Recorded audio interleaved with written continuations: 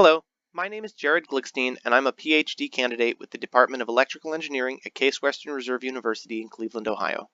My advisor is Professor Somyajit Mandal, who's currently with the University of Florida.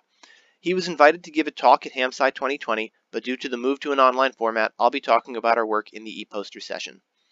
Wireless communication in conductive media is limited by the short skin depth of electromagnetic radiation in solids. The skin depth is inversely proportional to frequency, which motivates the use of extremely low frequencies, or ELF, for transmission through such media. However, electrical antennas are inefficient at low frequencies due to their long wavelength. Take, for example, the US Navy's Project Sanguine transmitter, which operates at 76 and 45 Hz using two 14-mile-long dipole antennas and consumes an incredible 2.6 megawatts of power. We replaced the conventional electrical antenna with a permanent magnet to achieve high field generation efficiency. In the functional prototype of Figure 2 at the top of the second column, we use a diametrically polarized neodymium alloy magnet attached to a rotating shaft. In our transmitter, no power is consumed for field generation. The only sources of power consumption are to modulate the field to transmit signals and to overcome mechanical and electrical losses. The prototype consumes a nominal 12 watts of power during transmission. Please note our prototype does not include the same field strength as Project Sanguine and operates at different carrier frequency, so this is not a direct comparison. The prototype operates at 100 Hz using a form of continuous phase modulation, or CPM, which we developed to adapt to the restrictions of driving a system with mechanical inertia. We modeled the trade-offs of a mechanical communication system and found that the optimum number of symbols in terms of power efficiency is 7. So data is encoded using 7-ary continuous phase frequency shift keying, or CPFSK. I developed an encoding scheme which allows transmission of the letters A through Z and some limited special characters to add some spice of life, and this is shown in Figure 3 at the bottom of the second column. The receiver is a simple loop antenna with a low noise preamplifier followed by a lock-in amplifier to demodulate to baseband. To test the system, data is transmitted through a wall onto the floor above our lab. And at the top right of our poster, this cartoon shows the position of the transmitter and the receiver for these experiments. I collected data on the receive side without the lock-in amplifier to show the conditions of the ELF channel.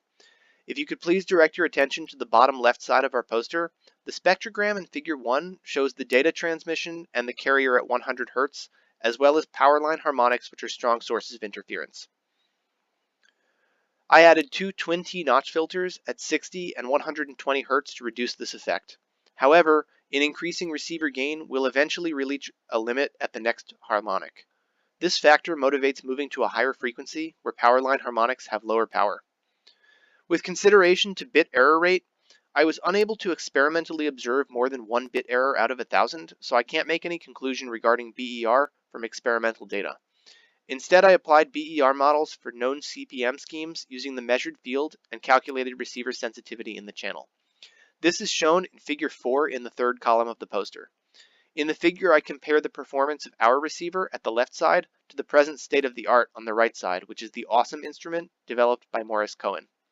With our receiver, I expect to see effective data transmission at distances up to 10 meters away, and with the state-of-the-art receiver, I expect the communication channel with our same transmitter is effective at a distance of up to 1 kilometer away. The next iteration of design will use a much larger magnet and a state-of-the-art receiver.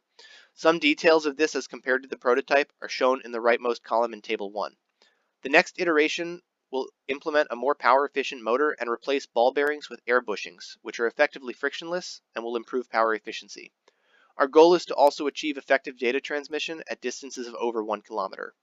At higher transmit frequency, receiver sensitivity will increase and sources of noise will be of lower power and easier to reject. In terms of applications for this system, we've explored applications in communication through conductive media. Our proposed applications of interest include bidirectional communication with submarines and from caves to the Earth's surface for search and rescue missions. Other applications which might be of interest to hams includes the study of the ionosphere and of field propagation through the Earth's surface.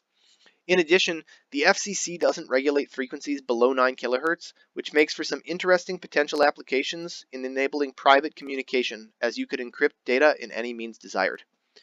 If you're interested in learning more about our project, please refer to further reading at the bottom right of the poster. We've recently published an IEEE Access about the prototype transmitter. Thank you.